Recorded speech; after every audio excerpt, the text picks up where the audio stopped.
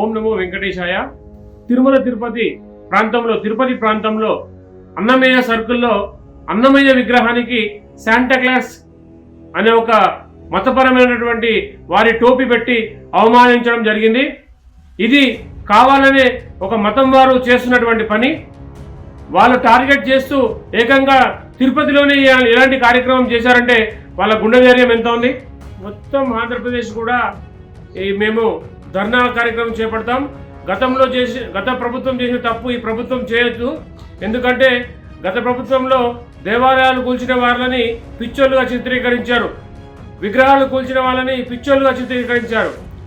అలాంటి తప్పు ఈ ప్రభుత్వం చేయదని గట్టి నమ్మకంతో పవన్ కళ్యాణ్ గారిని మరియు ఈ యొక్క చీఫ్ మినిస్టర్ చంద్రబాబు నాయుడు గారిని మేము మరీ కోరుకుంటున్నాము.